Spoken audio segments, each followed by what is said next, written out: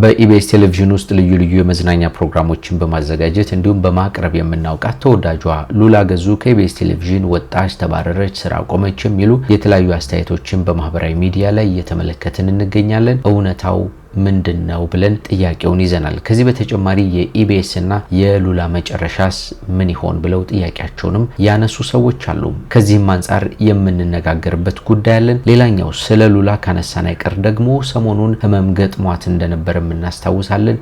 ሉላዬ ትንሽ አመም ማርጓታል ሰሞኑን። ምንድነው ህመሙ? አሁን ያለችበት ሁኔታስ ምን ይመስላል የሚለውንም እንደ ተጨማሪ እናካፍላችኋለን። ሌላው ወደ እናንተ የምናደርሰው ፕሮግራም ተወዳጇ ድምጻዊት ቬሮኒካ ዳነን የተመለከተ ነው። ቬሮኒካ ከሰሞኑ ከበድ ያለ ህመም ገጥሟት ሆስፒታል ገብታ ነበር። ይሄ እጄ እንዴት እንዳበጠዩት ይሄኛው ምንም አልሆነም። በጣም ነበር የጎዳኝ። ምን ገጠማት? ምን ተፈጠረ? መጨረሻውስ ምን ሆነ? አሁን በምን አይነት ሁኔታ ላይ ናት? ይሄም ወደ እናንተ የሚደርስ ሌላኛው ፕሮግራማችን ነው። ናቲ ባርበር በሚል መጠሪያ በዚህ በቲክቶክ በኩል የምናውቀው ይሄኛው ወጣት ሰሞኑን በዚህ በማህበራዊ ሚዲያ ላይ ፕራንክ ተደረገ ተብሎ የወጣው ቪዲዮ በጣም በርካቶችን እያስቆጣ ይገኛል። ምን አገባሽ? እሺ ይቅርታ። ምን አገባሽ? ኧረ ወንድሜ አንተ ነው የሚመስል ሰው ስላሳየን እኮ ነው። በአደባባይ አዋርደውኛል፣ አንጓጠውኛል፣ ክብሬን አሳንሰውታል ብለህ ካሳ ተቀበላቸው። ፕራንክ የተደረገበት መንገድ ሀገራችን ላይ የፕራንክ ደረጃ ወዴት እያመራ ነው? በምን አይነት መንገድ ፕራንክ አድርገውትስ ይሆን የሚለውን ይዘን ሰሞኑን ብዙ ሰዎችን ያስቆጣውን ይህንን ጉዳይ እንዳስሰዋለን። አንተ ከኔ በላይ ታውቃለህ እንዴ? አይቼውም ወንድ ልጅ እኮ ነው፣ ክብር አለው። እኔ ወላሂ ወይ ቢስሚላህ በጣም ተብዛጭቻለሁ። የዘንድሮ የ2018 ዓመተ ምህረት ሚስ ወርልድ ኢትዮጵያ ተብላ የተመረጠችው ሞዴል ሩት ይርጋለም ታላቅ እህቷ ቅዱሳን ይርጋለም በገዛ ጓደኛዋ መገደሏን አስመልክቶ ሚስ ወርልድ ኢትዮጵያ አዲስ መግለጫ አውጥቷል። መግለጫው ምን ይሆን? አሁን ሩት በምን አይነት ሁኔታ ላይ ናት የሚለውንም እናካፍላችኋለን። ከዚህ ጋር በተገናኘም ለመላው ኢትዮጵያውያን የተላለፈ ጥሪም አለ፣ እንነጋገርበታለን። ሌላኛው ጉዳይ ግን ከሟች ቅዱሳንና ገዳይ ተብላ ከተጠረጠረችው ጓደኛዋ ጋር በተገናኘ ከ5 ዓመታት በፊት የነበረ ታሪክ በዚህ ሰዓት እንደወጣ ነው የተነገረው። ምን ይሆን ያ ታሪክ የሚለውን ደግሞ ጨምረን እናወራበታለን። እነዚህንና ሌሎች ጉዳዮችን ሰብሰብ አድርገን የተገናኘ ነው። እንደምንከረማችሁልን እጅግ የምንወዳችሁና የምናከብራችሁ የጎራ ስቱዲዮ ቤተሰቦች፣ እንደምታውቁት ቻናላችን ወቅታዊ፣ ማህበራዊ እንዲሁም ደግሞ አዝናኝና አስተማሪ የሆኑ ልዩ ልዩ ታሪኮችን ወደ እናንተ ያቀርባል። ጌታቸው በላይ የመሰናዶ አዘጋጅና አቅራቢ ሆኜ አብሬያችሁ ቆይታ አደርጋለሁ። ለዚህ ቻናል ግን አዲስ የሆናችሁ ሰብስክራይብ አድርጉን፣ ሀሳብ አስተያየታችሁን ኮሜንት ላይ ጻፉልን። ደግሞ ቪዲዮን ላይክ አድርጋችሁ ጀምሩ። ጎራ ስቱዲዮ ጋር እስከ መጨረሻው ቆዩ።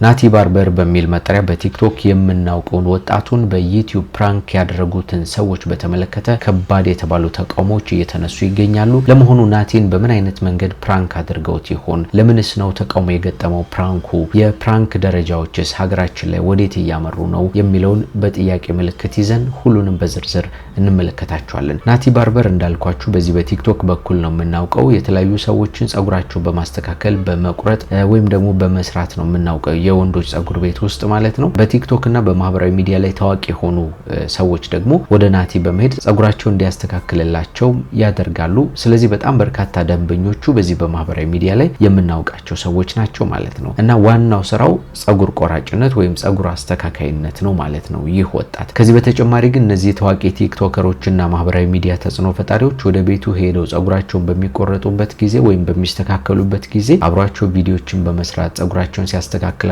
ልዩ ልዩ ቪዲዮችን በመቅረጽ በቲክቶክ በኩል ያጋራል። በዚህም አማካኝነት እየታወቀ መጣ ማለት ነው። ከደንበኞቹ መካከል ቲክቶከሩ አዶናይ ይገኝበታል። በተለያየ ጊዜ ናቲ ምን አይነት ስራዎችን እንደሚሰራ ማህበራዊ ሚዲያ ላይ ምን አይነት እንቅስቃሴዎችን እያደረገ እንደሚገኝ ሲያሳውቀን እንደነበር እናስታውሳለን። ከዚህ በፊት አይሾው ስፒድ የተባለው ዓለም አቀፉ የማህበራዊ ሚዲያ ተጽዕኖ ፈጣሪ ኢትዮጵያ በመጣ ጊዜ ገጥሞት የነበረውን ክስተት እናስታውሳለን። መነጋገሪያ ነበር በወቅቱ። ምክንያቱም አይሾው ስፒድ ጋርዶች አሉት እንደምታውቁት። ናቲ ደግሞ አድናቆቱን ወይም ደግሞ ከሱ ጋር ለመታየት ፈለገና ወደ አይሾው ስፒድ ጠጋ ሲል ጋርዶቹ እያንጠለጠሉ ይዘውት ሲወጡ የሚያሳይ ቪዲዮ በማውጣቱ ብዙ ሰዎች ሲቀልዱ ነበር። እነዚህ ቀልዶች ግን የልጁን ሞራል ያልጠበቁ ናቸው። በማህበራዊ ሚዲያ ላይ ሊያጋጥሙ የሚችሉ ነገሮች መሆናቸውን መገንዘብ ያልቻሉ ሰዎች በእንደዚህ አይነት መንገድ አውርተውበታል እየተባለ ሲነገርም ነበር ማለት ነውና በተደጋጋሚ ልጁን ፕራንክ የሚያደርጉ ሰዎች ይኖራሉ፣ የሚያሾፉበት ሰዎች ይኖራሉ።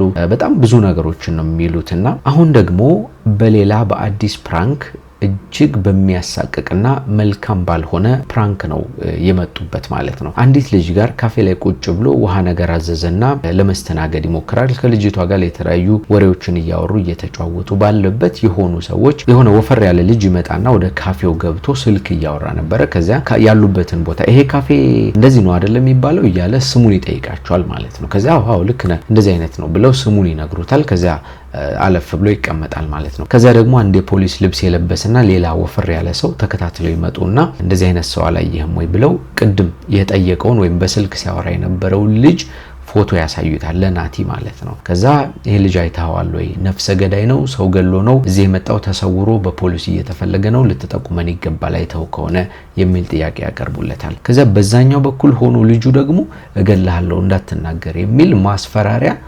ይጠቁምበታል ወይም ያሳየዋል። ከዛ ልጁ ፈራ። በሁለት ነገሮች መካከል ሆነ። ለፖሊሶቹ መናገር እንዳለበት ያስባል። በዛ በኩል ደግሞ ልጁን ሁኔታው ስላስፈራው አላውቀውም አላየሁትም አይነት ምላሽ ይሰጣቸውና ያልፋሉ። ከዚያ ወዲያው ዞር ብለው ይሄው አገኘነው አይነት ስሜት ያመጣሉ። ልጁን ይዘው ወደ ውስጥ ገብተው የተወሰነ ነገር ቆይተው ከነገና ተመልሰው ይመጡና እኔ እኮ ሴት ነበር ያሳየሁ፣ እቺ ልጅ አልነበር እንደ ያሳየሁ፣ ለምንድን ነው ሌላ ሰው የምትጠቁመኝ ምናምን ብለው ደግሞ ሌላ አተካራ ውስጥ ይገባሉ ማለት ነው። ከዛ የፖሊስ ልብስ የለበሰውና አብሮት የመጣው ልጅ ተያይዘው ይወጣሉ። መጀመሪያ ግን መጥቶ ይፈለጋል እየተባለ አጠገቡ ሆኖ እገልሃለሁ እንዳትናገር እያለ ሲያስፈራራው የነበረው ልጅ ይመጣና ለምንድን ነው እኔን የጠቆምከው አይነት ሚኒንግ አምጥቶ እና ልግደልህ አይነት ትንቅንቅ ውስጥ ይገባል ማለት ነው። ምን አገባሽ? እሺ ይቅርታ ምን አገባሽ? ኧረ ወንድሜ አንተን የሚመስል ሰው ስላሳየን እኮ ነው። ልጁ በዚህ መሃል ግራ ተጋባ። በጣም ደንግጧል። እንባ እየተናነቀው የሚመስል አይነት ስሜት ውስጥ ነው የገባው እና በእንደዚህ አይነት የሚያሳቅቅ አይነት ፕራንክ ውስጥ ነው ሲያስጨንቁት የቆዩት እነዛን ደቂቃዎች ማለት ነው። ከዛ መጨረሻ ላይ በቃ ፕራንክ ነው ቀልድ ነው ብለው ይነግሩታል ማለት ነው። እና በሰዓቱ የነበረበት ስሜት ምን ያህል ፍርሃት ውስጥ እንደነበረ ግን ቪዲዮን ተመልከቱት፣ እናንተ ራሳችሁ ትፈርዳላችሁ። ፕራንክ ነው ያደረግነው እግዚአብሔር እንዴት ይቅርታ ናቲ ምንድን ነው አድናኝ ፕራንክ አድርጌዋለሁ። አይ አድናኝ ወይኔ እንደዚህ ኖርማል ነው ማለት የታሰበበት ሪል እንደዚህ ነው ነው ፕራንክ ነው የምሰራው ሪል ፕራንክ ነው የምሰራው። በጣም ያስጨንቃል አይደለ? አሁን ከዚህ ጋር ተገናኝቶ ታዲያ እንግዲህ የተለያዩ ሰዎች ሀሳብ አስተያየታቸውን በማህበራዊ ሚዲያ ላይ እየሰጡ ነው። ሀሳብ አስተያየት መስጠት ብቻ ሳይሆን ይህንን ፕራንክ በጣም በርካቶች እየተቃወሙት ነው የሚገኘው። እስኪ የተወሰኑትን ላሳያችሁ። እንደ ኢትዮጵያ ፕራንክ እግዚአብሔርን የሚያስጠላኝ የለም። በቃ ወይ በደንብ አትችሉም ነው አላቅም። ግን ምናልባት አንተ ናቲ የምትባለው ልጅ ራሱ ከነሱ ጋር ተነጋግረ እኛን ፕራንክ እያረክ ካልሆነ በስተቀር እግዚአብሔርን በህይወት አንድ ቀን ቆፍጠን በል ክሰሳቸውና ካሳ ተቀበል። ክብርህን ነው ዝቅ ያረጉብህ፣ አደባባይ ነው ያዋረዱብህ። ይኸውልህ ካሁን በኋላ አንተን ማንም የሚያይ ሰው አንተን የማክበር እንትን አይኖረውም። በቃ ይመጣብሃል። ድቅን ይባል እንዲህ ስቅቅ ስትል ዘራፍ ብትል እንኳን ሂድ በጭባጫ ነው የምትባለው። አደባባይ ነው ይሄን ነገርን ያወጡብህ። ከሰህ ካሳ ተቀበል። በአደባባይ አዋርደውኛል፣ አንጓጠውኛል፣ ክብሬን አሳንሰውታል ብለህ ካሳ ተቀበላቸው። ምን አይነት ፕራንክ ነው ይሄ?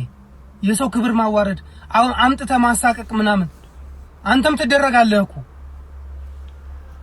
ምን አይነት ፕራንክ ነው ይሄ? እኔ ፌደራል ወይ አጋዚ ሰብስቤ ባመጣ ላትፈራ ነው? ላትሳቀቅ ነው? ምን አድርገን የምትሉት ልጁ ነው?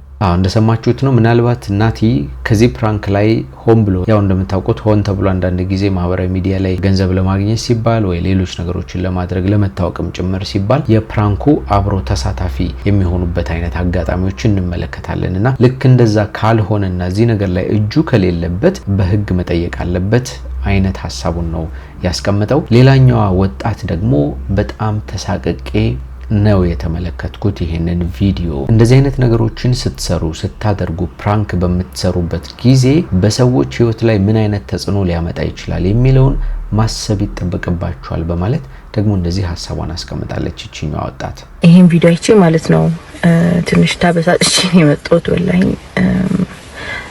ናቲ በጣም እያሳዘነኝ ነው።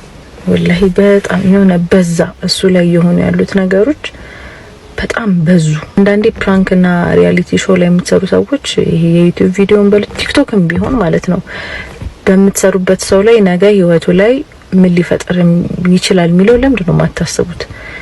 ለምን የሰውን የዋህነት ለጥቅማችሁ ታውሉታላችሁ? ቪዲዮን ይሄ ወይ ፕራንኩን አይታችሁት ከሆነ ማለት ነው በጣም ናቲ ደንግጧል፣ ፈርቷል ምናምን። ይሄን የሚያይሰው እኮ ብዙ ጅል ሰው አለ። መቼስ ቤቱ ተቀምጦ የሚውል አይነት ሰው አይደለም። ስራ ይሰራል ምናምን፣ መንገድ ይሄዳል። መንገድ ላይ ቢተናኮሉት ለምን ያህን አታስቡም? ወንድ ልጅ እኮ ነው፣ ክብር አለው።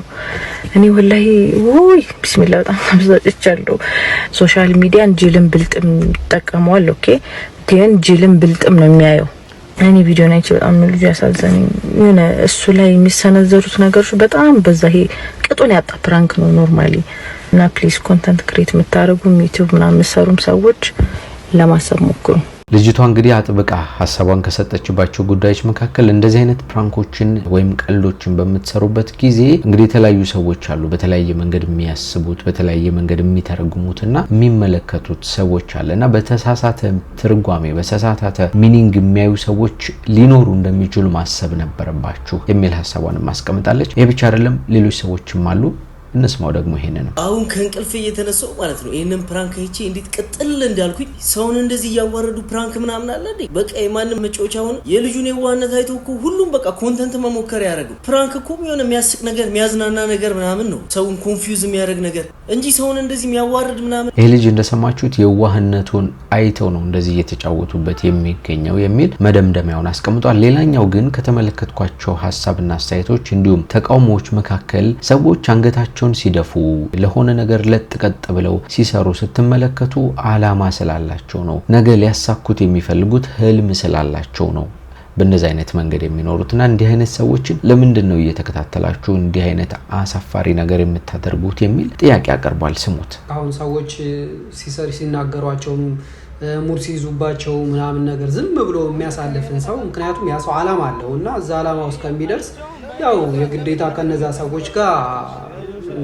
ጎረባበጥ የለበትም። ለማለፍ የሚፈልግን ሰው ፈሪ እንደ ፈሪ አርገው ማየት፣ አያቅም ምናምን ነገር ብለው ማየት፣ ራሳቸውን እንደ አራዳ ነው የሚያዩት፣ ራሳቸውን እንደ አዋቂ፣ ራሳቸውን እንደ ባለ ሀብት ነው የሚያዩት እና ያን ሰው ደግሞ በጣም ዳውን ማድረግ ይፈልጋሉ። ማንም ሰው ተነስቶ ምናምን ሊያዙትም ይፈልጋሉ። እሱ ላይ ሊላጡበት ሙድ ሊይዙበት ምናምን ነገር ይፈልጋሉ ምናምን እና ለማንኛውም ናቲ ባርበር ላይ የተደረገውን ፕራንክ ተከትሎ የተሰጡት አስተያየቶች፣ ተቃውሞች እነዚህ ነው የሚመስሉት። በማህበራዊ ሚዲያ ላይ እንግዲህ እንዲህ አይነት ቪዲዮችን ስንሰራ እንዲህ አይነት ነገሮችን ስናደርግ ከባድ የሆነ ጥንቃቄ ማድረግ ይጠበቅብናል። እንዲያውም አንዳንዶች ሐሳባቸውን ሲሰጡ እየተመለከቱ ለመሆኑ የፖሊስ ልብስ ለብሶ እንዲህ አይነት ነገሮችንስ ማድረግ ይቻላል ወይ? ህጉስ ይፈቅዳል ወይ? የሚል ጥያቄዎችን እያነሱ ተመልክቻለሁና ከእንደዚህ አይነት ነገር አንጻርም ጥንቃቄ ማድረግ ያስፈልጋል። በህግ ተጠያቂ ሊያደርገን ይችላል ብሎ ከዚያ ውጪ የሰዎችን ሰብዕና የሰዎችን ክብር የሚነኩ ቀልዶችን መቀለድ አስፈላጊ አይደለም። ይህ ከሀበሻዊነታችን ከኢትዮጵያዊነታችን ባህሪ ጋር ሊሄድ የማይችል በመሆኑ ጥንቃቄ ማድረግ ያስፈልጋል ብዬ ነው የማስበው። እስካሁን ድረስ የተሰጡት አስተያየቶች ለልጆቹ መማሪያ ናቸው ብዬ አስባለሁ። በሚቀጥሉት ጊዜያት እንደዚህ አይነት ነገሮችን እንደማያደርጉ ነው ተስፋ ማደርገው። ወደ ተከታዩ መረጃ እንለፍ።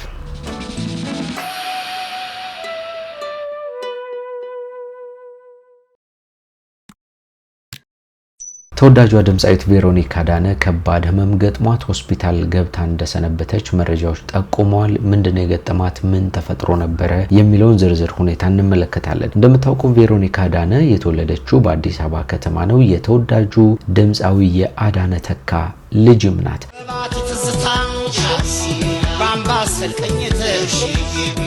ታናሽ የታለቻት ፍሬ ህይወት አዳነ ተብላ ትጠራለች። ታዲያ እነዚህን ሴት ልጆች አዳነ ተካ ሲያሳድግ ያለ እናት እንደነበር ቬሮኒካ በተለያዩ ቃለ መጠይቆች ላይ ስትናገር አድምጠናታል። አባቴን እጅግ አብዝቼ ወደዋለሁ፣ እጅግ አብዝቼ ሳሳለታለሁ እያለች ስትናገር ስትመሰክር ነበረ። እጅግ በጣም የሚሳሳላቸው እጅግ በጣም በብዙ መከራና ስቃይ ውስጥ ሆኖ ያሳደጋቸው ልጆቹ መሆናቸውንም እንዲሁ ስትመሰክር ነበር። የሚገርማችሁ ድምፃዊ አዳነ ተካ በተለያዩ ምሽት ክበቦች ላይ እየሰራ በሚያገኛት ገንዘብ እንዲሁም ደግሞ በልዩ ልዩ ሙዚቃዎች በሚያቀርባቸው ስራዎቹም በሚያገኘው ገቢ አማካኝነት ነው ልጆቹን ያሳደገው። ተንደላቀው የግል ትምህርት ቤት ላይ ጸዴ በሆነ መንገድ እንደተማሩ ስትናገር ነበር። ቬሮኒካ በልጅነቷ በጣም በርካታ ህልሞች ነበሯት። አንዳንድ ጊዜ ጋዜጠኛ መሆን ያምራታል፣ አንዳንድ ጊዜ ደግሞ አትሌቶችን ስትመለከት ሯጭ መሆን ያምራታል። ከዛ በሌሊት ተነስታ ልምምድ ትሰራለች ምናምን እንዲህ አይነት የህይወት መንገዶችን ነበር ስትከተል የነበረው። ከዛ ደግሞ አንዳንድ ጊዜ እንደ ድምፃያን የሚያደርጋት ነበረ። ሳታስበው ግን ሃይ ስኩል በነበረችበት ጊዜ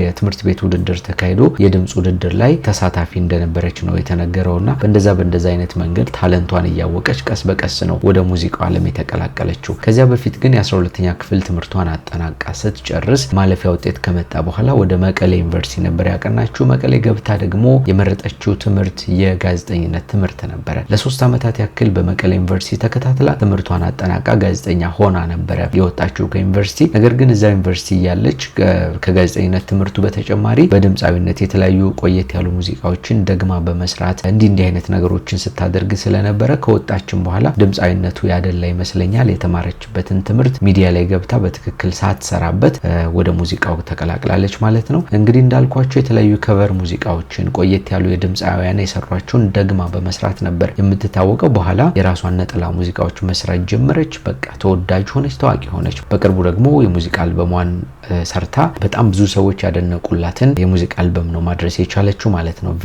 ቬሮኒካ በጣም ቀለል ያለች ወጣት ናት። ማህበራዊ ሚዲያ ላይ እንኳን በቀላሉ ከሰዎች ጋር ኮሙኒኬት በማድረግ በመተዋወቅ በመግባባት እናውቃታለን። ከዚያ ውጭ እሷን የሚወዷትን የሚያደንቋትን ሰዎች በቀላሉ በማግኘት በማዝናናት እናውቃታለንና እንዲህ አይነቱ ባህሪዋ በጣም ተወዳጅ ነው። ታዲያላችሁ ሰሞኑን ህመም ገጥሟታል። ለህመሟ መነሻ የሆኑትን ጉዳዮች ቬሮኒካ አብራርታለች። አንደኛው ነገር ምን መሰላችሁ? በቅርቡ የሚለቀቁ አዳዲስ የሙዚቃ ስራዎችን እያዘጋጀች ቀረጻዎች እንደነበሩባትና ከዚህ ጋር ተገናኝቶ ደግሞ አመጋገቧ፣ ሌሎችም አይነት ነገሮች ተጽዕኖ እንደፈጠሩባት ይህንንም ተከትሎ አመጋገቧን ለማስተካከል ሰውነቷን ለማስተካከል ጥረት ላይ ነበረች። ግን የአመጋገብ ሂደቷ መልካም ስላልነበር ወይም ደግሞ ትክክል ባለመሆኑ አጋጣሚ ሰሞኑን ካለው የስራ ጫና ጋር ተደማምሮ የጨጓራ ህመም አጋጠማት። የጨጓራ ህመሙ ደግሞ ከበድ ያለ በመሆኑ ነው ወደ ሆስፒታል ድረስ እንድትገባ ያደረጋት ማለት ነው። ሆስፒታል ውስጥ ህክምና እየተከታተለች ሰነባብታለች። አልጋ ላይ ነበረች ማለት ነው። አሁን ግን በጣም ጥሩ የጤና ማሻሻል ማሳየቷን የሆስፒታሉ ዶክተሮች፣ ነርሶችና ሌሎችም የጤና ባለሙያዎች በጣም ጥሩ የሚባል ክትትል እንዳደረጉላት፣ ጥሩ የሚባል ህክምና እንዳደረጉላት ነው የተናገረችው። እዚያው ሆስፒታል አልጋ ላይ ሆና ነው ቪዲዮ ቀርጻ የለቀቀችውና በዚህ አይነት መንገድ አሁን የጤና ለውጥ ላይ መሆኗን መልእክቷን አስተላልፋለች ማለት ነው። በጣም ታምሜ ነበር፣ ጨጓራ ማለት ነው። የጨጓራ በሽተኛ ነበርኩ። ያው ቀረጻ ነበረኝ፣ አዳዲስ መሰራቸው ወይም በቅርቡ የሚለቀቁ ስራዎች አሉኝና ለነሱ ቀረጻ ሰውነትሽ መክሳት አለበት፣ በጣም ጨምረሻል የሚል ጥያቄ ሲመጣልኝ ማይሆን ዳይት ጀመርኩኝ። ግን በጣም ነበረ የጎዳኝና አንዳንዴ በቃ ጤና ይሻላል በቃ ኢትስ ኦኬ በወፍርም ትላላችሁ። ኢንዶስኮፒ ታዞልኝ እሱንም ታየው። ኢንዌሳውን በጣም ደህና ነኝ፣ እንዳትጨነቁ ልላችሁ ነው። እንደዚህ ጋናል ብዬ አልነበረም ቪዲዮን የለቀኩትና ብዙ ሰዎች የጠይቃችሁኝ ስለሆነ በጣም ደህና ነኝ፣ እግዚአብሔር ይመስገን። የተቀየረው ዛሬ ያኛው አብጦብኝ። መልካም ምኞታችሁን ለገለጻችሁልኝ ለተጨነቃችሁ በሙሉ አመሰግናለሁ።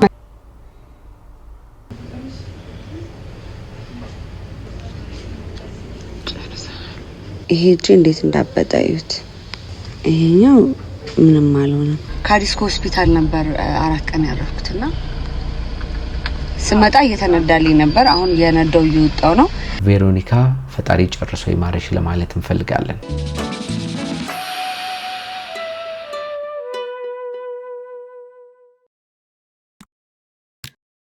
ዘንድሮ በተካሄደው የ2018 ሚስ ወርልድ ኢትዮጵያ ውድድር ላይ አሸናፊ የሆነችው ሞዴል ሩት ይርጋለም ሰሞኑን ከባድ ሀዘን እንደገጠማት ከሰሞኑ በተለያየ መንገድ መረጃዎችን ስነግራችሁ ነበር። በጣም የምታከብራት፣ በጣም የምትወዳት፣ ከማንም በላይ አብዝታ የምትቀርባት የምትወዳት ታላቅ እህቷ ቅዱሳን ይርጋለም በሰው እጅ ህይወቷ ማለፉን እየነገርኳችሁ ነበር ከሰሞኑ። አሁን ደግሞ አዲስ መረጃ ተሰምቷል። ከሟች ቅዱሳን ይርጋለምና እሷን ህይወቷ እንዲጠፋ አድርጋለች ተብላ የተጠረጠረችው ጓደኛዋ ጋር ተገናኘ ከ5 ዓመታት በፊት የወጣ አዲስ ታሪክ ተሰምቷል። ምንድነው ይህ ታሪክ የሚለውን እንመለከታለን። በተጨማሪ ደግሞ አዲስ መግለጫም ወጥቷል ከዚሁ ግድያ ጋር ተገናኝቶ ምንድነው ይህ መግለጫ የሚለውንም ደግሞ ጨምረን እንመለከታለን ማለት ነው። ትናንት ይህንን ጉዳይ በተመለከተ የወጡትን መረጃዎች ሳካፍላችሁ ቅዱሳን ይርጋለም ቤተል እየተባለ በሚጠራው መንደር ውስጥ ከመኖሪያ ቤቷ እንድትወጣ ተደርጎ ነው ህይወቷ ያለፈው። ይህንን ያደረገችው ደግሞ የገዛ ጓደኛዋ መሆኗን ዛሀበሻ በመረጃ አስደግፎ እንደነገረንም እየገለጽኩላችሁ ነበረ። ገና ከትምህርት ቤት ህይወታቸው ጀምሮ በጣም የሚዋደዱ የሚቀራረቡ ጓደኛሞች ነበሩ። በቅርቡ ግን ላለፉት ወራት ማለትም ላለፈው 1 ዓመት ያህል ቅዱሳንና ቅድስት የተባለችው እቺኛዋ ጓደኛዋ ሳይደዋወሉ ለረጅም ጊዜ ተጠፋፍተው ይቆያሉ። ከዛ ቅድስት ደውላ ለቅዱሳን የት ነው ያለሽው? እንደው ተጠፋፍተን ቀረን እኮ ለምንድነው ማንገናኘው የሚል ጥያቄዋን ታቀርብላታለች። አረ በጣም ደስ ይለኛል፣ እንዲያውም ላገኝሽ እፈልጋለሁ ጓደኛዬ፣ ተጠፋፍተናል እኮ ብላ ቅዱሳን በመልካም ሐሳቧ ትመልስላታለች። ቅድስት ምን አለች? እንዲያውም አዲስ ቤትም ተከራይቻለሁ፣ አዲስ ኮንዶሚኒየም፣ እሱንም አሳይሻለሁ። ከዛ በተጨማሪ ደግሞ አዲስ ስራም ላንቺም እያሰብኩልሽ ስለሆነ በሱም ጉዳይ ላይ እንወያያለን፣ እንነጋገራለን። ስለዚህ ቤቴን መተሽ እንድታይልኝ ይፈልጋለሁ አለቻት። ቀጠሮ ያዙ፣ ተገናኙ ማለት ነው። ከቤተል ተነስታ ወደ ኮዬ ፈቼ ኮንዶሚኒየም አብረው ይጓዛሉ። እዚያ ከገባች በኋላ ግን ፍጹም ባልተጠበቀ ሁኔታ ቤት ውስጥ የነበረው ፍቅረኛዋ ቅዱሳንን አፏን አፍኖ ያስራታል ማለት ነው። ለቤተሰብ ይደወላል። 2 ሚሊዮን ብር እንድትከፍሉን እንፈልጋለን ልጃችሁን ከፈለጋችሁ የሚል ከባድ ማስፈራሪያ ደረሰ ማለት ነው። እንግዲህ ሞዴሏ ሩት ይርጋለም ሆነች ሌሎቹ ቤተሰቦቿ በጣም ከፍተኛ ጭንቀት ላይ ነበሩ። ገንዘቡን ለማሟላት ወዲህ ወዲያ ማለት ጀመሩ። ከዚያ ደግሞ ከሰዎቹ ጋር ድርድርም ጀመሩ። በጎን ደግሞ ፖሊስ ጉዳዩን ይዞት ነበረ። በእንደዚህ አይነት መንገድ ቆይተው በመጨረሻ ግን እነዚያ ሰዎች እቺ ልጅ ብንለቃት ወደ ቤቷ ብትሄድ እኮ ገንዘቡን ብንቀበልም እንኳን ነገር ግን እኛን ፖሊስ አይለቀንም፣ ምክንያቱም እሷ ስለምታውቀን ትጠቁምብናል ብለው እንደገና እንደ አዲስ ማሰብ ጀመሩ። ይሄን ማሰብ የነበረባቸው ልጅቷን ከማጥቃታቸው በፊት ነበር እውነት ለመናገር። በኋላ ይሄንን ገመናቸውን ለመሸፈን ሲሉ ልጅቷን ገደሏት፣ ህይወቷን አጠፉት ማለት ነው። ከዚያ የገደሉበት ኮንዶሚኒየም ላይ አውጥተው በባጃጅ ጭነው ሌላ አዲስ የተከራዩበት ኮንዶሚኒየም ውስጥ አስከሬኗን አስቀምጠው ከቦታው ይሰወራሉ ማለት ነው። ፖሊስ ግን በጣም ከፍተኛ ክትትል እያደረገ ስለነበረም ቅድስት የተባለችውን ዋነኛዋን ተጠርጣሪ ጎተራ ተብሎ በሚጠራው አካባቢ በአዲስ አበባ ከተማ በፖሊስ ቁጥጥር ስር ዋለ። ከዚያ ደግሞ ያኛውን ሁለተኛውን ተጠርጣሪ አዳማ ከተማ ላይ አሁን ከፍተኛ ምርመራ እየተደረገባቸው እንደሚገኝ ነው መረጃዎች የሚጠቁሙት። የሚገርማችሁ ይህን ወንጀል መፈጸማቸውን ማመናቸውን ነው እነዚህ መረጃዎች የሚጠቁሙት። ራሳቸው አስከሬኗን የት እንዳስቀመጡ የት እንደደበቁ ፖሊስ መርተው እንዳሳዩ ነው የተገለጸው። እንደዚህ አይነት ከባድ ወንጀል የተፈጸመባት ቅዱሳን ይርጋለም ናት ማለት ነው። ታዲያላችሁ ታናሽ እህቷ ሩት ይርጋለም እንዳልኳችሁ በዘንድሮ የሚስ ወርልድ ኢትዮጵያ አሸናፊ ሆና በዓለም አቀፍ ደረጃ ደግሞ ኢትዮጵያን ወክላ ለመወዳደር ዝግጅት ላይ እያለች ነው ይህ ነገር ያጋጠማትና ይህንንም ተከትሎም የሚስ ወርልድ ኢትዮጵያም አዘጋጆቹ መግለጫ አውጥተዋል። ሩትን ከትልቁ ዓላማዋ ለማደናቀፍ የተደረገ ሴራ ነው እያሉ ነው ሐሳባቸውን ያስቀመጡት ማለት ነው። ታዲያ በመግለጫው ላይ እንደተመለከትነውም ሩትን ከጎኗ ልንቆምላት ይገባል፣ አይዞሽ ልንላት ይገባል፣ ሞራሏ እንዳይሰበር ከዓላማዋ እንዳትደናቀፍና ሀገራችንንም ከፍ ወደሚያደርገው ውድድር መሄድ ስላለባት መወዳደር ስላለባት ከጎኗ ልንቆም ይገባል፣ አይዞሽ በሏት ኢትዮጵያውያን ብለው መልእክታቸውን አስተላልፈዋል በመግለጫቸው ላይ ማለት ነው። ሌላው ግን በዚሁ በማህበራዊ ሚዲያ ላይ የተሰራጨ አንድ ፎቶ ተመልክተናል። እንደምትመለከቱት ሞዴል ሩት ይርጋለምና የእህቷ ገዳይ ሆና የተጠረጠረችው ቅድስት አብረው ፎቶ የተነሱበት አጋጣሚ ነው። ይህ ፎቶ ደግሞ ከ5 ዓመታት በፊት የተነሳ መሆኑን ነው የተገለጸው። የገና በዓል አብረው እንዳከበሩ ያ ማለት የሞተችው ቅዱሳን ጋር ብቻ ሳይሆን ትውውቋ ከታናሽቷ ከሩትም ጋር ወዳጆች እንደነበሩ ጓደኛሞች እንደነበሩ ነው መረጃዎች የሚጠቁሙትና እንደዚህ አይነት ቀረቤታ እንደዚህ አይነት ወዳጅነት ያላቸው ሰዎች ናቸው አሁን በእንደዚህ አይነት ከባድ ነገር የተገጣጠሙት። ከዚህ ጋር ተገናኝቶ ነው እንግዲህ ሩት ይርጋለም ከጠላቶቼን እጠነቀቃለሁ ከወዳጆቼ ግን አንተ ጠብቀኝ በማለት መልእክቷን ያስተላለፈችው ከእህቷ ሞት ጋር በተገናኘና ለማንኛውም ቅዱሳን ይርጋለም ስርዓተ ቀብሯ ተፈጽሟል። ሰሞኑን ይሄንንም ነግሬያችሁ ነበረ። አዲስ የወጣው ፎቶግራፍና የሚስ ወርልድ ኢትዮጵያም ያወጣውን መግለጫ ነው ያካፈልኳችሁ ማለት ነው። አስከትለን የኢቢኤስ ቴሌቪዥን ፕሮግራም አዘጋጅና አቅራቢዋን ተወዳጇን ሉላ ገዙን የተመለከተውን አዳዲስ ጉዳይ እንመልከት።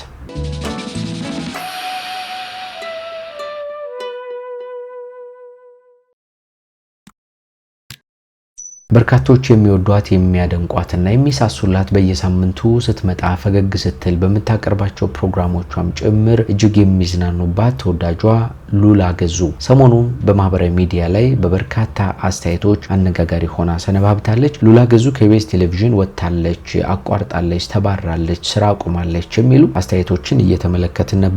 ከዚህ ጋር በተገናኘ ጉዳዩን መርመር አድርገን እንመለከታለን። ከዚህ በተጨማሪ ሉላ ህመም ላይ ነበር የሰነበተችውና ምንድነው ያጋጠማት፣ አሁንስ በምን አይነት ሁኔታ ላይ ነው ያለችው የሚለውንም እንደ ተጨማሪ እንነጋገርበታለን ማለት ነው። ሉላ ገዙ ኢትዮጵያ ውስጥ በጣም ከሚታወቁና ከሚወደዱ የቴሌቪዥን ፕሮግራም አዘጋጆች አቅራቢዎች መካከል አንዷ ናት። ሰሞኑን የሚገርማችሁ ስለ ሉላ ገዙ አንድ ፕሮግራም ሰርቼ ወደ እናንተ አቅርቤላችሁ ነበር። ከልጅነቷ ጀምሮ የመጣችበትን የህይወት መንገድ፣ ያደገችበትን ሁኔታ፣ እዚህ አዲስ አበባ መታ ደግሞ ህልሟን ያሳካችበትን መንገድ፣ በልጅነቷ ስታልመው ሆነዋለሁ ብላ ስታስበው ወደ ነበረው የህይወት መንገዷ እንዴት እንደመጣች በጣም አስገራሚ የሆነውን የህይወት ታሪኳን ስነግራችሁ ነበረ። እናላችሁ ሉላ ያደገችው በሻሸመኔ ከተማ ነው። ቤተሰቦቿ በስራ ምክንያት ሻሸመኔ ከተማ ነበሩ። ከዚያ በጣም ጥሩ የህክምና ሂደት አለው ተብሎ ይታሰብ በነበረው በይርጋለም ሆስፒታል በጥሩ ሁኔታ እንድትወለድ የህክምና ክትትሉ መልካም እንዲሆን ብለው በማሰባቸው ወደ ሆስፒታሉ እናቷ ሄደው እዚያ ሆስፒታል ላይ ተወለደች። ነገር ግን በሻሸመኔ ከተማ ነው ያደገችው ማለት ነው። ከዚያ ሐዋሳ ከተማም ተምራለች፣ እዚያ ሻሸመኔም ተምራለች። እንዲህ አይነት የህይወት መንገዶችን ካሳለፈች በኋላ ወደ አዲስ አበባ ከተማ ነው የመጣችው ገና በልጅነቷ ማለት ነው። እንዲያውም 7ኛና 8ኛ ክፍል በ4 ኪሎ በሚገኘው ቅድስት ሥላሴ ካቴድራል ትምህርቷን ተከታትላለች።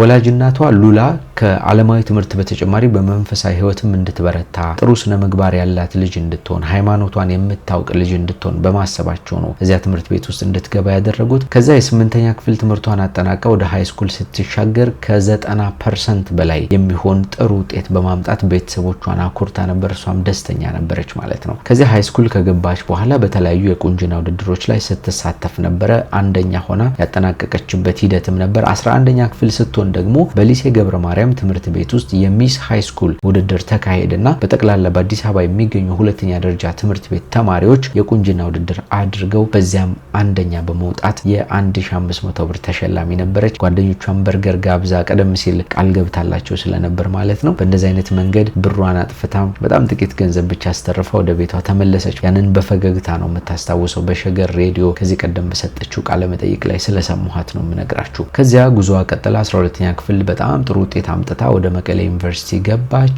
መቀሌ ዩኒቨርሲቲን በሳይኮሎጂ ትምህርት ክፍል ተቀላቀለች። አንደኛ ዓመት ትምህርቷን አጠናቃ ክረምት ላይ ወደ አዲስ አበባ ቤተሰቦቿ ጋር ተመልሳ እያሳለፈች ባለችበት ደግሞ የሚስ ወርልድ ኢትዮጵያ ውድድር ተከናወነ ማለት ነው። በዚያ ሰዓት ሉላ ገዙ ተወዳዳሪ ነበረች። ተወዳዳሪ መሆን ብቻ ሳይሆን በጠቅላላ በኢትዮጵያ ካሉ ቆነጃጅቶች መካከል በውጫዊም በውስጣዊ ውበትም ቆንጆዋ ኢትዮጵያዊ ተብላ ሚስ ወርልድ ኢትዮጵያ በሚል አሸናፊ ሆነች ማለት ነው። በወቅቱ የዳይመንድ ሽልማት ነበር የተሸለመችው። ያ እድል ግን በጣም በርካታ የህይወት መንገዶችን እንደከፈተላት ይታወቃል። ማስታወቂያዎችን እንድትሰራ፣ ወደ ፊልሙ ዓለም እንድትገባ፣ ሌሎችንም አይነት እድሎችን አመቻቸላት። በዚያም ምክንያት በሰራችው ስራ የመጀመሪያ መኪናዋን መግዛት ቻለች። እንግዲህ እንደምታውቁት የቁንጅና ውድድር ከላይ የሚታየውን ውበት ብቻ ሳይሆን ውስጣዊ ውበትም የሚመዘንበት፣ እውቀታችሁ፣ ስለ ሀገራችሁ ያላችሁ እውቀት፣ ስለ ባህላችሁ ያላችሁ ምልከታ፣ ስለ አለባበሳችሁ፣ ሌሎችም አይነት ጠቅላላ እውቀቶች የሚጠየቁበት ነበርና እነዚያን ነገሮች በሙሉ አሳልፋ ነው ያሸነፈችው። ስለዚህ ኢትዮጵያ ውስጥ ካሉ ቁንጅና ተወዳዳሪዎች መካከል ይህንን ልዩ ታሪክ የተጋራች አንደኛዋ ኢትዮጵያዊት ሆነች። በዓለም አቀፍ ደረጃ ኢትዮጵያን በመወከል በደቡብ አፍሪካ በተከናወነው የሚስ ወርልድ ውድድር ላይ ተሳታፊ ሆነች። ጥሩ የሚባል ተሳትፎ አድርጋ ወደ ሀገሯ ተመለሰች። ከዚያ ቀደም ሲል በዩኒቨርሲቲ ያለች በመሰረተችው ትዳር ምክንያት የወለደቻቸው ልጆቿን ማሳደግ ነበረባት። የትዳሯ ሁኔታ ትንሽ ጓገጭ የገጠመው ነገር ስለነበርና ፈተናዎች የበዙበት በመሆኑ ልጆቿን ለብቻዋ ማሳደግ ነበረባት። ከዛ ባለፈ አዲስ አበባ ዩኒቨርሲቲ በጋዜጠኝነት ትምህርት ትማር ነበር። ከጎን ደግሞ በዩኒቲ ዩኒቨርሲቲ በሶሺዮሎጂ ትማር ነበር። እነዚህን ሁለት ትምህርቶች ከልጆች ማሳደግ ጋር እያካሄደች ስራ ከመስራት ጋር እያካሄደች በሚገርም ሁኔታ ትምህርቷን ተምራ አጠናቀቀች። 2 ዲግሪዎችን በአንድ ሳምንት ልዩነት ይዛ ተመረቀች ማለት ነው። ከዚያ ደግሞ ማስተርሷንም በፐብሊክ ሪሌሽን ተመርቃለች በዚሁ በአዲስ አበባ ዩኒቨርሲቲ። በኋላ ቆየት ካለ በኋላ ማለት ነው። እንደዚህ አይነት የህይወት መንገድ ያላት በጣም ጎበዝ ጠንካራ ለዓላማዋ የጸናች ሴት ናት። እንዲያውም ቤተሰቦቿ እንደሚኮሩባት የቤታቸው ምሰሶ መሆኗንም ጭምር ሲመሰክሩላት ነበር። አባቷም ከዚህ በፊት በሸገር ሬዲዮ በኩል የተናገሩትን እየሰማችሁ ነበር። እንደዚህ አይነት ታሪክ ያላት ጎበዝ ሴት መሆኗን ሰሞኑን በሰራውላችሁ ፕሮግራም ላይ ነግሬያችሁ ነበር። ከዚህ የበለጠ የተብራራበት ከዚህ የበለጠ ዲቴል ያወራንበት ነገር ስለሆነ መለስ ብላችሁ ቪዲዮን ማየት ትችላላችሁ። አሁን ግን ሰሞኑን ስለተወራው ነገርና ሰሞኑን እየሆነ ስላለው ጉዳይ እንምጣ። እንደምታውቁት በኢቢኤስ ቴሌቪዥን ውስጥ በጣም ተወዳጅ ናት፣ ታዋቂ ናት፣ ብዙ አድናቂዎች ወዳጆች አሏትና ከሰሞኑ ግን እልም ጥፍት ብላለች ከቴሌቪዥን ፕሮግራሙ። ተከታታይ የሆኑ ወደ 3 ሳምንታት አካባቢዎች የቴሌቪዥን ፕሮግራሙ ላይ አልታየችም። ይህ የሆነበት ዋነኛ ምክንያት ደግሞ እግሯ ላይ ባጋጠማት ህመም ምክንያት ሉላ ገዙ በኢንስታግራም ገጿ ላይ ባለፈው ስቶሪ አድርጋው የተጎዳውን እግሯን በፋሻ የተጠቀለለ እግሯን ፎቶ አንስታ ለቀቀችና አንዳንድ ነገሮች እንዳሰብናቸው ሳይሆን ባላሰብነው መንገድ ሊከሰቱ እንደሚችሉ ነገር ግን ደግሞ ያንን ነገር ፈጣሪ እንደሚያሳልፍና ጥሩ የጤና መሻሻል ላይ እንዳለች በስቶሪዋ ላይ ስታስቀምጥ አይተን ነበር። ይህንን ተከትሎ በጣም በርካታ ሰዎች ፈጣሪ ምህረቱን ይላክልሽ፣ ፈጣሪ ማርሽ፣ ምንድነው ያጋጠመሽ ሉላዬ እያሉ ጥያቄ ሲያቀርቡላት ነበር። እንግዲህ ያጋጠማትን ነገር በዝርዝር እሷም አልተናገረችም። በኢቢኤስ ቴሌቪዥን ያሉ የፕሮግራም አዘጋጆችም አልገለጹም እስካሁን ባለው ሂደት ውስጥ ማለት ነው። ግን እግሯን ታመመች ብቻ ብለው ሐሳባቸውን አስቀምጠው ነበር። እንደምታውቁት ከምታቀርባቸው ፕሮግራሞቿ መካከል እንተዋወቃለን ወይ የተሰኘው የቤተሰብ ፕሮግራም ይታወቃል ወይም ይገኝበታልና በመጀመሪያው ሳምንት ላይ እሱ ፕሮግራም ሉላ በመታመሟ ሳይቀረጽ ለተመልካቾች ሳይቀርብ አለፈ። ሁለተኛው ሳምንት ላይ ደግሞ አርቲስት ንጹህ ኃይሌ በቴሌቪዥኑ በኩል ተመርጣ ሉላ እስክትመለስ ድረስ ፕሮግራሙን አቅርባ እየተመለከትን ነበር። እንተዋወቃለን ወይ ልንል በእንተዋወቅ ፕሮግራም ወደ እናንተ መተናል። አንቺ ምን ልትሰሪ መጣሽ አላችሁ። እኔ ዛሬ የመጣሁት እንግዲህ ሉላዬ ትንሽ እግሯን አመም አርጓታል ሰሞኑን። ባለፈው ሳምንት እሷን ስላመማት አንድ ፕሮግራም አልፏቸዋል።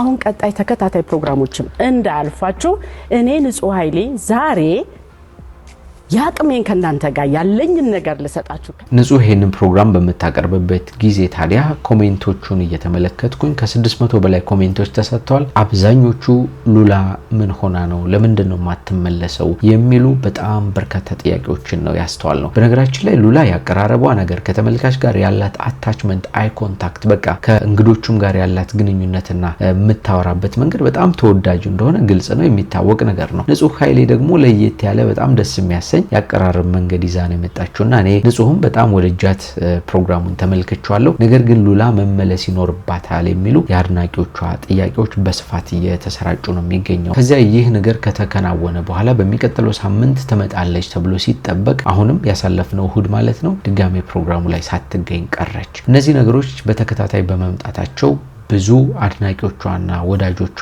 ምን አይነት ግምቶችን መገመት ጀመሩ መሰላችሁ? ሉላ ከኢቢኤስ ቴሌቪዥን ወጣለች የሚሉ ግምቶችን ማውራት ጀመሩ። ማህበራዊ ሚዲያ ላይ በልዩ ልዩ አስተያየቶች ላይ መሰራጨት ጀምረዋል ማለት ነው። እነዚህ ጉዳዮች እንግዲህ እውነታው ምንድነው? እውነት ሉላ ከኢቢኤስ ወጣ ነውን የሚል ጥያቄዎችን የሚያስነሳ በመሆኑ ነው እኔም ላወራችሁ የፈለኩት። እስካሁን ባለው መረጃ መሰረት ሉላ ከኢቢኤስ ትውጣ ከኢቢኤስ ጋር ተመልሳ ትቀጥል ግልጽ የሆነ ነገር የለም። እኔ ባለኝ ግምት መሰረት እግሯ ላይ ባጋጠመው ህመም እንጂ ኢቢኤስ ጋር የተፈጠረ ነገር ኑሮ ወይ ደግሞ ሌሎች ነገሮች ስላሉ እንዳልሆነ ነው እኔ የምገምተው። ስለዚህ በዚህ መንገድ እንድትረዱት እንጂ ሰዎች እንዳሉት ልትወጣ ነው ልትለቅ ነው ተባራ ነው የሚሉ ሀሳቦችን ለጊዜው መስማት የለባችሁም። እንዲህ አይነት ነገሮች እንኳን ቢፈጠሩ ራሱ ቴሌቪዥኑ ይፋዊ የሆነ መግለጫ እስካላወጣ ጊዜ ድረስ ሉላ ራሷ ወጥታ እንዲሆኗል ብላ እስካልተናገረች ድረስ መወሰን ድምዳሜ ላይ መድረስ አንችልም። ስለዚህ በዛ መንገድ እንድትረዱት እንፈልጋለን። አሁን ያለችበትን የጤና ሁኔታ በተመለከተ ግን ባለፈው እንዳልኳችሁ ስቶሪዋ ላይ እንዳስቀመጠችው ጥሩ የሚባል የጤና መሻሻል ላይ እንደሆነች ነው የገለጸችው። ስለዚህ ነገሮች ተስተካክለው እንደገና ወደ ስራዋ እንደምትመለስ ነው ተስፋ የምናደርገው ማለት ነው። ተወዳጁን አርቲስት ዳንኤል ተገኝን በተመለከተም ከዚህ በፊት አንድ መረጃ ነግሬያችሁ ነበር። ብዙ ሰው ከኢቢኤስ ቴሌቪዥን ወጥቷል ተባሯል ምናምን የሚል አስተያየቶችን ሲሰጥ ነበር። በእርግጥ ሊሆን ይችላል፣ ግን ደግሞ ቴሌቪዥን ጣቢያው መግለጫ አላወጣበትም፣ ይፋ የሆነ ነገር አልተናገርም፣ ወይም ዳኒም በግልጽ ከኢቢኤስ በቃ ለቅቅ ያለው ብሎ አልተናገርምና እሱንም መደምደሚያ ላይ መድረስ አንችልም ብያችሁ ነበረ። ባለፈው ባቀረብኩላችሁ ፕሮግራም ለደንበኞች መኪኖችን እናስመጣለን በሚል በሙስና የተጠረጠረው ድርጅት ፊንቴክ የተባለው ድርጅት ጋር በተገናኘ ከተጠረጠሩ ወይም ደግሞ ክስ ከቀረበባቸው አርቲስቶች መካከል አንዱ ሆኖ ዳኒ ወደ እስር ቤት ገብቶ ነበር። ከዛ ወጥቶ ደግሞ በእግረኛው ሚዲያ ሰሞኑን የተለያዩ ሀሳቦችን እየሰጠ ስንመለከተው ነበርና በእንደዛ አይነት ነገር ወደ እስር ቤት ገባ። ከወጣ በኋላ ደግሞ ወደ ኢቢኤስ ሳይመለስ በዛው በመቅረቱ ነው እነዚህ አስተያየቶች እየተበራከቱ የነበረው። ለማንኛውም መደምደሚያ አልተሰጠባቸውም ለማለት የሉላም ሆነ የዳኒ ጉዳይ። በተለይ የሉላ ግን በጣም ፈጥኗል። ገና 3ኛ ሳምንቷ ነው። በዛ ላይ ህመም ገጥሞኛል የሚል ፍንጭ ሰጥታለች። እነዚህ ነገሮች ባሉበት ከኢቢኤስ ወጣ ነው የሚል አይነት ሀሳብ መሰጠቱ ተገቢ ነው ብዬ አላስብም። ይሄ ነው ከሉላ ጋር በተገናኘ የወጣ አዲስ ነገር። በተለያየ ዓለም ክፍል ሆናችሁ እንግዲህ እኛን ተቀዳሚ ምርጫ አድርጋችሁ የምትከታተሉን ውድና የተከበራችሁ ጎራ ስቱዲዮ ቤተሰቦች እንደምታውቁ ቻናላችን ወቅታዊ፣ ማህበራዊ እንዲሁም ደግሞ አዝናኝና አስተማሪ ሆኑ ልዩ ልዩ ታሪኮችን እንዲህ እየዳሰሰ ያቀርብላችኋል። ዛሬም ሰሞንኛ አነጋጋሪ የተባሉትን ጉዳዮች በእነዚህ አይነት መንገድ ዳሰስናቸው። ጌታቸው በላይ አብሬያችሁ ቆይታ አድርጌያለሁ፣ ዝግጅቱን በማቅረብ በማዘጋጀት ማለት ነው። ለዚህ ቻናል አዲስ ሆናችሁ ሰብስክራይብ አድርጉን፣ ሀሳብ አስተያየታችሁን ኮሜንት ላይ ጻፉልን፣ ቪዲዮን ላይክ አድርጉ። በሚቀጥለው ደግሞ በሌሎች ጉዳዮች እንደገና እንገናኛለን። እስከዚያ ግን ሰላም ሆኑልን።